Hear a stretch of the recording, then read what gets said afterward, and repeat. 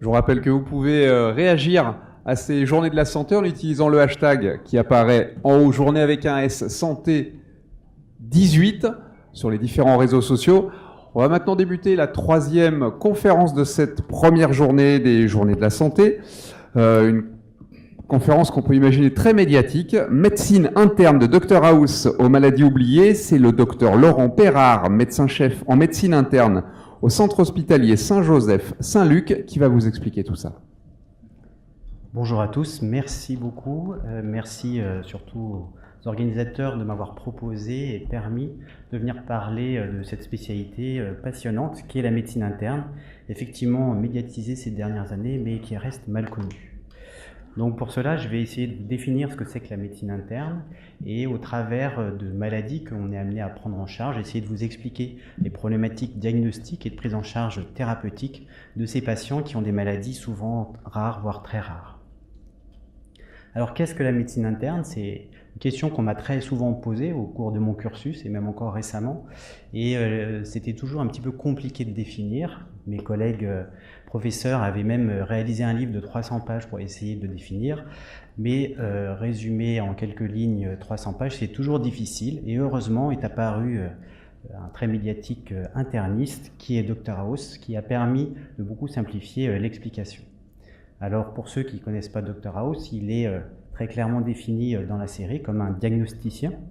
Alors c'est quoi un diagnosticien? En France, le diagnosticien, c'est celui qui vient chez vous pour vérifier que vous n'avez pas de plomb dans vos tuyaux ni d'amiante dans les murs. En France, c'est un médecin spécialiste, qu'on appelle donc un interniste, qui s'occupe de maladies rares. Des maladies qui sont parfois difficiles à diagnostiquer parce qu'il y a un faible nombre de cas, voire très faible, ou que les symptômes sont peu connus ou mal reconnus. Donc cela comprend toutes les maladies orphelines, les maladies systémiques, c'est-à-dire des maladies qui vont toucher plusieurs organes simultanément ou successivement, mais également des maladies auto-immunes ou des maladies rares que je vais vous expliquer un peu plus tard. Ces patients nous sont adressés par des généralistes ou des spécialistes qui, sur des symptômes divers, ont fait un certain nombre de bilans qui ne permettent pas de trancher sur le diagnostic et à ce moment-là, ils vont nous les adresser pour une expertise un peu plus complète. Pourquoi ils nous les adressent? Non pas parce qu'on sait plus de choses, loin de là, non pas parce qu'on a une vision plus spécifique, mais parce qu'on a un champ de connaissances qui est un petit peu différent de nos collègues. Pour vous représenter ça, dans les connaissances médicales, nos collègues spécialistes ont un champ extrêmement précis, extrêmement pointu, de par leur cursus, leur apprentissage et leur expérience. En médecine interne, nous avons des connaissances beaucoup plus transversales, un peu moins pointues, sauf sur certains domaines, mais qui nous permettent d'avoir une vision un peu plus globale et un peu plus transversale des patients, et donc une réflexion un peu différente. Alors comment on fait pour faire un diagnostic de maladie rare? En fait, c'est un travail surtout d'équipe. Et donc vous avez là mes différents collaborateurs représentés, avec lesquels on fait très régulièrement des réunions dans le service pour essayer de discuter des dossiers compliqués, des pathologies que l'on n'arrive pas bien à comprendre ou qu'on a du mal à prendre en charge sur le plan thérapeutique. Parfois, on sollicite aussi nos collaborateurs d'autres spécialités, qu'ils soient médecins, chirurgiens, réanimateurs, urgentistes, pour avoir leur avis, leur expérience sur des problématiques d'organes que l'on maîtrise moins bien qu'eux. Dans un certain nombre de cas, on reste quand même devant des doutes, des incertitudes, et on va être amené à discuter des dossiers encore plus compliqués avec nos collègues internistes, soit sur plan régional, donc avec des réunions de concertation pluridisciplinaires, mais également au niveau national quand c'est nécessaire. Alors c'est quoi une maladie rare auto-immune qu'on est amené à prendre en charge? Je vais donc vous parler d'une maladie qui est assez caractéristique de ce type de prise en charge qu'on appelle le lupus. Alors le lupus, notre éminent confrère le recherche très souvent, il le trouve rarement. Pourtant, pour nous, c'est une maladie qui est assez fréquente. Alors fréquente, ça reste tout relatif, puisque ça fait partie des maladies rares, dont la définition, c'est moins de 50 000 patients pour 100 000 habitants. Pour vous le représenter, ça veut dire qu'en France, vous avez à peu près 3 000 patients, 3 000 à 3 500 patients qui ont un lupus. Quand on prend des maladies dont la prévalence, c'est-à-dire le nombre de patients par habitant, qui est moins importante, comme la maladie de B7, on voit que ce nombre de patients est de quelques centaines, ce qui va être une problématique pour les détecter, faire les diagnostics et la prise en charge.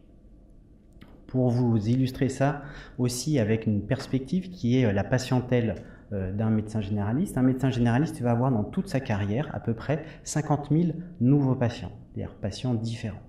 Ce qui veut dire qu'un généraliste, il va avoir un lupus dans toute sa carrière.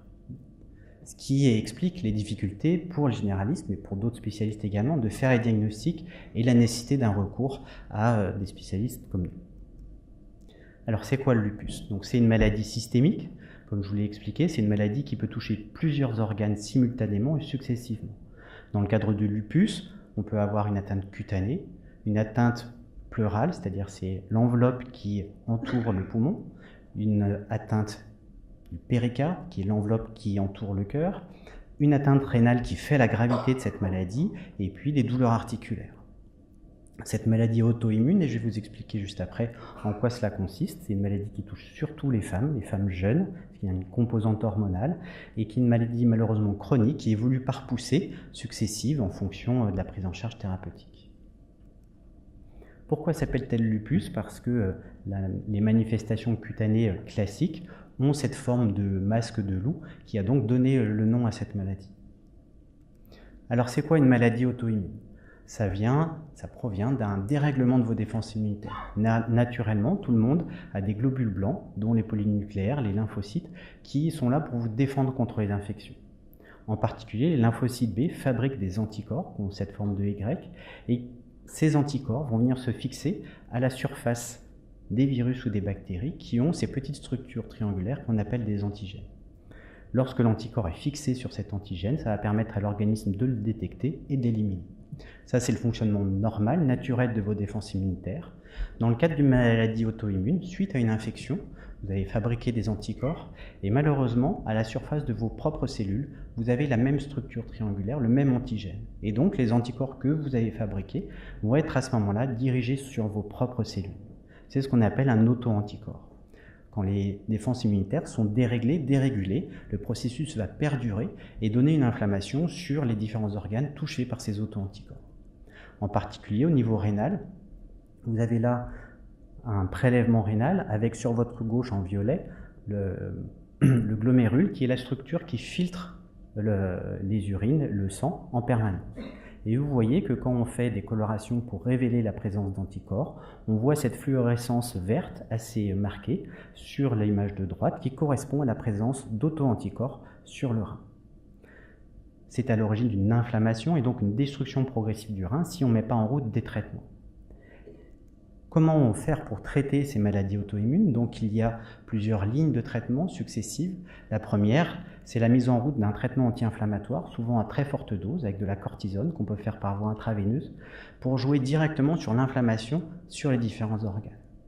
Et puis, dans des formes sévères ou réfractaires, on va mettre aussi en place des traitements qui vont jouer de manière non ciblés sur les différents médiateurs de la défense immunitaire, en particulier les globules blancs, avec des immunomodulateurs. Donc on va essayer de baisser les défenses immunitaires pour limiter la fabrication des auto-anticorps.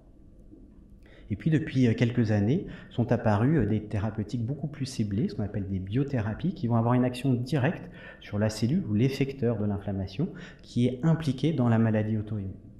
Et donc, nous avons actuellement des biothérapies qui sont ciblées directement sur ces lymphocytes B qui sécrètent ces mauvais anticorps. Alors malheureusement, le bio c'est bien, mais c'est parfois cher. Et donc là, vous voyez la différence de prix entre une corticothérapie sur un mois qui coûte à peu près 2 € et une biothérapie qui va coûter 1 500 € par mois. L'autre problématique à laquelle on est parfois soumis, ce sont ces maladies rares, parfois oubliées. Et donc, je vais vous exposer un cas clinique, un cas de patient, pour essayer de vous montrer en même temps la démarche diagnostique à laquelle on est confronté devant ces patients. Donc, c'était un patient jeune de 53 ans, hospitalisé pour des lésions dermatologiques qu'on appelle du purpura, associé à des ecchymoses, c'est-à-dire des bleus, des douleurs articulaires chez un patient qui était particulièrement fatigué, qui avait perdu énormément de poids, dans un contexte d'isolement social assez prononcé, il n'était pas sorti de chez lui depuis un certain temps, et d'un syndrome dépressif traité qui semblait relativement stable. Donc voilà ces lésions, on voit ces petits points rouges, un peu violacés, qui étaient en relief, pas du tout douloureux, il n'y avait aucune démangeaison. Associée à ces ecchymoses, on voit la face interne des cuisses, donc c'est bleu assez important. Ces ecchymoses étaient extrêmement diffuses puisqu'elles diffusaient à la face postérieure des cuisses et on voyait également ces lésions purpuriques qui étaient sur la face postérieure des genoux, mais également sur les membres inférieurs avec une ecchymose également au niveau du genou. Devant ce cas un peu particulier et inhabituel, donc nous avons évoqué un certain nombre de pathologies, en premier des causes infectieuses. Donc nous faisons à ce moment-là un certain nombre de prises de sang avec des sérologies pour rechercher des virus, des recherches de bactéries circulantes, une échographie du cœur pour rechercher des infections sur les valves cardiaques, la recherche d'une tuberculose qui est une maladie qui persiste, un scanner pour rechercher s'il n'y a pas des abcès profonds qu'on ne pourrait pas détecter à l'examen clinique. Malheureusement, il n'y avait rien de tout ça, donc nous avons poussé les recherches à la recherche d'un cancer avec des scanners, des marqueurs biologiques, toujours sans succès. Le questionnement de l'implication des médicaments, mais ceux qu'ils prenaient n'étaient pas du tout pourvoyeurs de ce type de manifestation. La recherche de toxiques était négative, et donc nous avons orienté nos recherches vers ces maladies rares, dont les vascularites, avec tout un tas de dosages biologiques, de biopsie de peau, sans succès. Et donc là, je suis tout à fait d'accord avec mon éminent confrère sur le fait que ce n'était pas un lupus, et donc il fallait chercher au-delà. Alors comment faire devant tous ces examens négatifs? La première chose, c'est se replonger dans ces livres, c'est toujours nécessaire. Et là, on se rend compte qu'on n'est pas les seuls à avoir des difficultés et que le titre des livres, c'est déjà un diagnostic difficile en médecine interne, donc on sait que c'est quelque chose de fréquent. Et puis, il faut se rappeler des paroles sages de nos maîtres. La première, c'est savoir écouter, c'est-à-dire aller réinterroger le patient, reposer des questions, ou poser de nouvelles questions qu'on aurait oubliées. Et en l'occurrence, chez ce patient, on s'est rendu compte qu'il avait un régime alimentaire un peu particulier, inhabituel, puisqu'il mangeait que de pain depuis 1 à 2 mois. Il faut également savoir regarder, c'est-à-dire réexaminer les patients, les revoir avec, chez lui, chez ce patient, 2 choses particulières. En fait, ce purpura, on s'est rendu compte qu'il y avait des poils au milieu de ce purpura, ce qui est une particularité qui nous avait échappé. Et puis, au niveau des gencives, vous voyez, c'est des gencives un peu hypertrophiques, un peu trop grosses, violacées, avec des dents qui se déchaussaient, une dentition pas en très bon état. Et donc, il faut se rappeler de nos anciens, ce qu'ils nous ont appris. Et donc, M. Lint, en 1753, connaissait parfaitement ces symptômes qu'il soignait, prenait en charge dans les bateaux de la marine anglaise et qui correspondaient à un scorbut. Donc en se rappelant de tout ça, en faisant ces analyses cliniques simples, on a fait un dosage de la vitamine C chez ce patient et on a confirmé un diagnostic de scorbut. Monsieur Lint était un précurseur puisque il avait écrit déjà en 1771 un large traité du scorbut, heureusement pour moi traduit en français, où déjà il utilisait des biothérapies ciblées, beaucoup plus simples à l'époque à avoir, avec uniquement des agrumes. Nous avons donc mis en place ce traitement extrêmement complexe qui correspondait uniquement à de la vitamine C, avec, comme vous pouvez vous en rendre compte, au bout de quelques semaines, une très nette amélioration de la symptomatologie, que l'on confirme sur cette photo avec la seule lésion qui reste, c'est la cicatrice de la biopsie cutanée. Alors en fait, c'est quoi une maladie rare oubliée? En fait, c'est surtout une maladie que les docteurs ont apprise un jour, mais qu'ils ont malheureusement oubliée, et qu'il faut se rappeler régulièrement. Alors pour terminer, je pense que cet exposé est pour moi une démonstration que l'expérience, et l'expérience commune en particulier, doit toujours prévaloir, comme le dit M. Lint, sur l'illusion des certitudes dans l'art de guérir. Je vous remercie.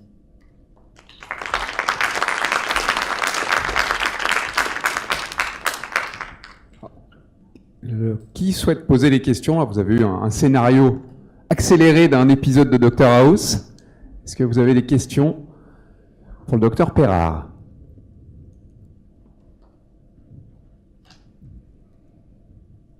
Le plus difficile, c'est toujours la première question.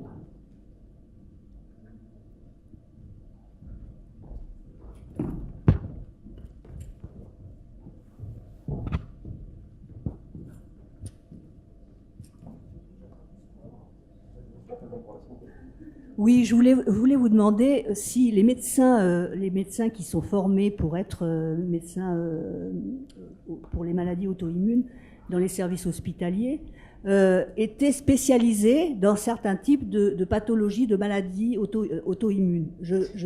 Moi, j'ai Gougerot-Jorgren, par exemple. Bon, à un stade qui n'est pas encore très handicapant, Je voulais savoir si les médecins à l'hôpital étaient formés pour des types spécifiques de maladies auto-immunes. Alors, oui et non. Il y a des services qui sont de médecine interne qui sont beaucoup plus ciblés sur les maladies auto-immunes en général. Après, il y a certains services au niveau national qui sont beaucoup plus développés sur le plan de la recherche sur les maladies. Donc, pour la maladie de Gougerot, c'est le Kremlin-Bicêtre, par exemple. Mais globalement, dans les services de médecine interne aujourd'hui, les maladies auto-immunes, c'est un peu la base de nos connaissances. Donc, sur Lyon, par exemple, à peu près tous les services savent prendre en charge les maladies auto-immunes. Après, il y a des services qui sont plus ou moins spécialisés par leur recrutement, leur historique, par leur expérience. Donc il y a quelques différences, mais pour une maladie de Gougerot, par exemple, tous les services lyonnais sont tout à fait à même de prendre en charge ce type de pathologie. Une autre question?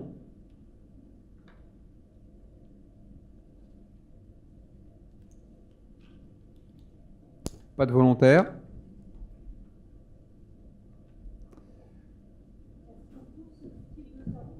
Je vous demande un instant pour que les gens puissent vous entendre.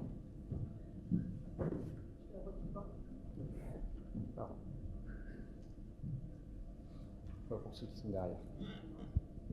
Je demandais si on trouvait ce type de service dans tous les hôpitaux ou si c'était localisé sur certaines régions. Enfin, voilà. Donc il y a des services de médecine interne dans tous les CHU, dans beaucoup d'hôpitaux périphériques. Alors, dans le CHU, ils sont beaucoup plus spécialisés. Et dans les hôpitaux périphériques, ils maîtrisent aussi les maladies auto-immunes, mais il y en a à peu près dans tous les services. Donc sur la région, il y en a à Villefranche, il y en a à Vienne, il y en a à Bourgoin, il y en a à Chambéry. Donc vous voyez, il y a à peu près toute la région est couverte. Et bien sûr, sur Lyon, il y a 4 services, donc les 3 de CHU, Édouard Herriot, la Croix-Rousse, Lyon Sud, et nous à Saint-Luc-Saint-Joseph.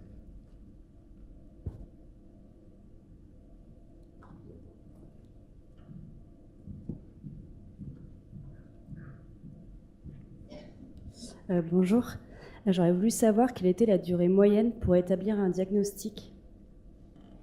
C'est une très bonne question, ça dépend des pathologies. Certaines, on sait qu'il y a un retard moyen au diagnostic qui peut aller jusqu'à plusieurs années, 4-5 ans, voire plus. Pour d'autres qui ont des symptômes beaucoup plus parlants, si vous arrivez avec tous les symptômes d'un seul coup, le diagnostic est beaucoup plus rapide. Et en quelques semaines, il peut être fait. Après, c'est la problématique de l'orientation par les médecins généralistes ou les médecins traitants. Encore une fois, c'est extrêmement rare, donc pour eux, c'est pas simple d'y penser et c'est pas leur travail. Donc il y a parfois ce frein-là qui est malheureusement difficile à passer.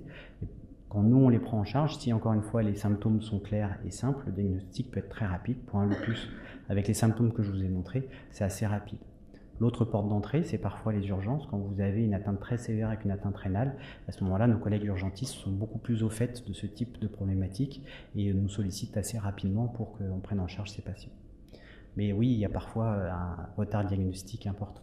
Après, dans les formes sévères, c'est moins le cas, parce que souvent, il y a une atteinte avec des organes un peu plus importants, vitaux par exemple, comme le rein, et à ce moment-là, ils sont très vite orientés vers des spécialistes, et les spécialistes, quand ils se rendent compte que ça touche plus d'organes que celui dont ils s'occupent, ils s'orientent assez vite vers nous. Donc les formes bénignes, il peut y avoir un retard diagnostique, les formes sévères, on arrive à faire un diagnostic beaucoup plus rapidement.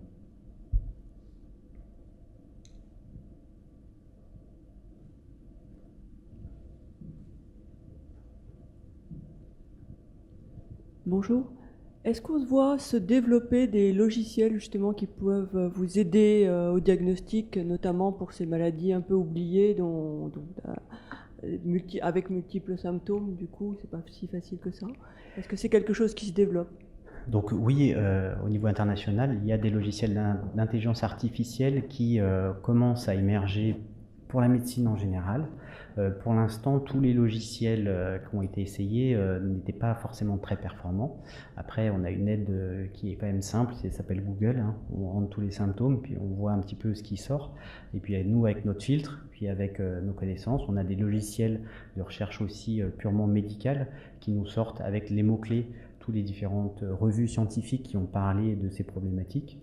Donc, pour répondre clairement, c'est en train de se développer et oui, ça sera une aide ultérieurement. Pour l'instant, il n'y a rien de fiable qui soit actuellement disponible. Quelle est la pathologie la plus fréquemment diagnostiquée par la médecine interne ? Alors en médecine interne, ça dépend un peu du recrutement que l'on a, mais le lupus fait partie des maladies les plus fréquemment rencontrées.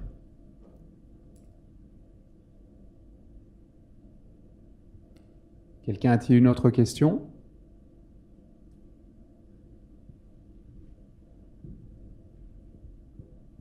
Je voyais là les gencives de ce patient. Est-ce que les dentistes ont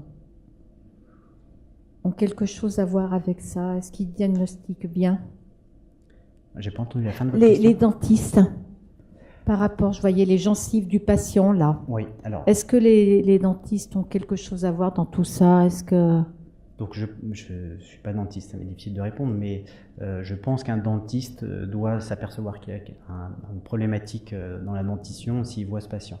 Aujourd'hui en France, le scorbut, c'est quand même une population qui est très ciblée, qui sont les gens qui sont soit SDF, c'est 80% des SDF ont une carence en vitamine C, voire un scorbut, et après c'est les gens qui sont dans un profil un peu particulier, souvent très isolés, avec des troubles psychiatriques, un tabagisme, un alcoolisme, donc des gens qui ne vont pas très souvent chez le dentiste. Très clairement, le patient a été très très isolé, et tous ceux qu'on voit, ils sont dans ce cadre-là. Donc c'est malheureusement pas le dentiste qui va pouvoir rattraper le diagnostic, puisque les symptômes au niveau des gencives arrivent plutôt tardivement, donc c'est surtout la peau et les articulations qui vont orienter le patient vers le diagnostic.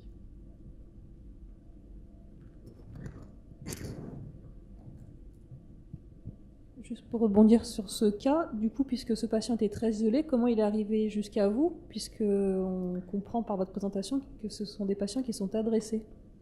Donc en fait, c'est les généralistes qui, au bout d'un moment, devant un tableau comme ça, le voient, parce que le patient à un moment est extrêmement handicapé, hein, ils ont des douleurs articulaires très importantes, ils n'arrivent plus à se lever de leur lit, et donc ils sont appelés soit SOS médecin, soit le généraliste, qui devant un tableau comme ça, là, l'envoie aux urgences. Donc c'est souvent un adressage par les urgences, et les urgences, encore une fois, sont pour nous un lien important, puisque c'est eux qui voient arriver ces patients un peu complexes, et ils arrivent très vite à déterminer qu'il faut une prise en charge un peu plus globale, et c'est chez ces patients-là qu'on fait le diagnostic. Donc c'est par les généralistes, urgences, et après nous.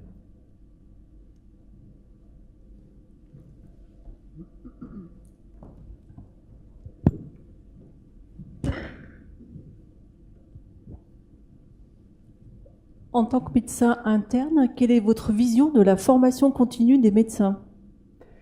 Alors, on est médecin interniste, si je peux me permettre. Donc, la formation médicale continue, elle peut être plus développée. Alors, en tant qu'interniste, on est forcément obligé de se mettre au courant. Donc, on doit aller dans des congrès, et puis on a cette stimulation parce qu'on va dans des réunions pluridisciplinaires avec d'autres spécialistes et avec nos confrères également.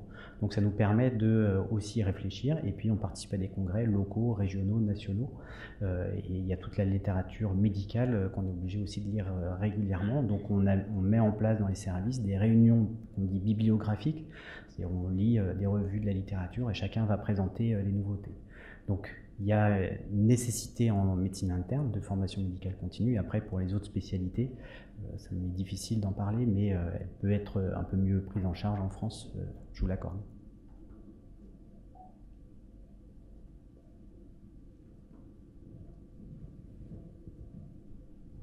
Oui, bonjour. Est-ce qu'il y a une augmentation de la prévalence de ces maladies auto-immunes? Alors, elles sont plus connues, plus médiatisées grâce à Dr House. Pour autant, la prévalence, c'est des maladies qui sont connues depuis très longtemps, en fait. Donc la prévalence pour le lupus, elle évolue pas. Par contre, il y a un retard diagnostique qui est moins important, parce que plus elles sont connues, plus les gens arrivent avec des éléments plus clairs dans la présentation. Les généralistes sont aussi plus à même de ce genre de choses. Donc il n'y a pas une augmentation de la prévalence, il n'y a pas d'épidémie de lupus, je vous rassure, mais le diagnostic est un peu plus simple pour certaines de ces pathologies. Après, il y a des pathologies émergentes où il y a des maladies qu'on arrive mieux à expliquer, à discerner, et donc ça évolue. Il y a des choses qui évoluent, des cadres nosologiques qui évoluent, mais sur la prévalence dans ces maladies, pour l'instant, non. Oui, j'aurais voulu savoir aussi quel était le pourcentage de cas que vous n'arriviez pas à diagnostiquer. Il est toujours trop important. Après, j'ai pas de chiffre en tête. C'est difficile de vous dire. Très honnêtement, je dirais 10-15% qui restent des énigmes. Après, il y a des moments où il faut être pragmatique, c'est-à-dire que quand il y a des manifestations articulaires, pulmonaires, péricardiques, on a toujours des propositions thérapeutiques pour essayer d'améliorer les choses, sans pour autant avoir forcément un cadre très clair ou un nom à porter sur les pathologies. Mais donc, il y a un moment où il faut être pragmatique et traiter. C'est pas confortable ni pour le docteur ni pour le patient, mais c'est nécessaire. Bonjour. Et le problème du diagnostic, c'est aussi parce qu'en tant que médecin, ça vous pose un problème de porter un diagnostic, de le dire au patient qu'il a une maladie et qu'il n'y a pas de thérapie, pas de médicaments pour cette maladie.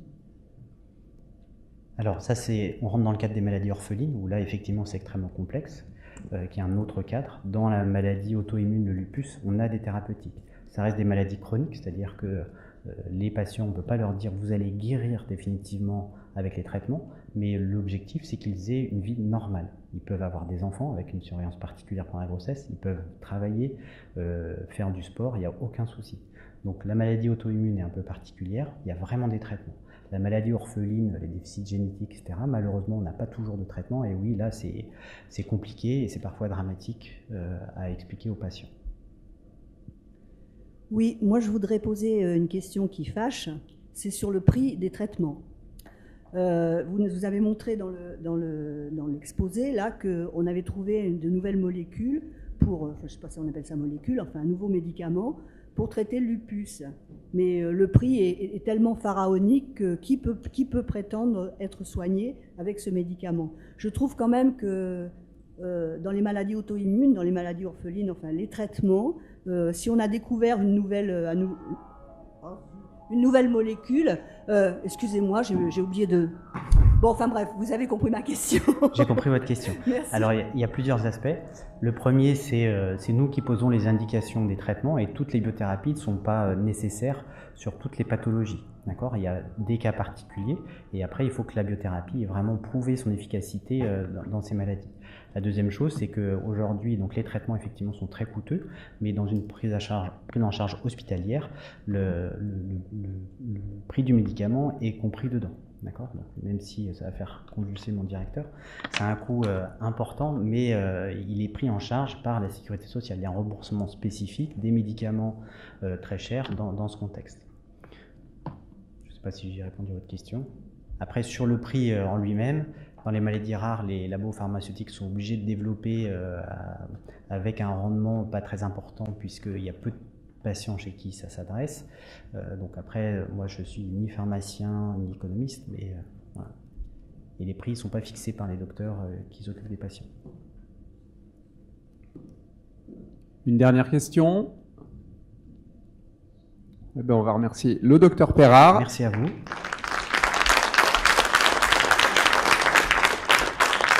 C'est l'heure de la pause déjeuner. N'oubliez pas de passer par les stands des différents partenaires de cette journée.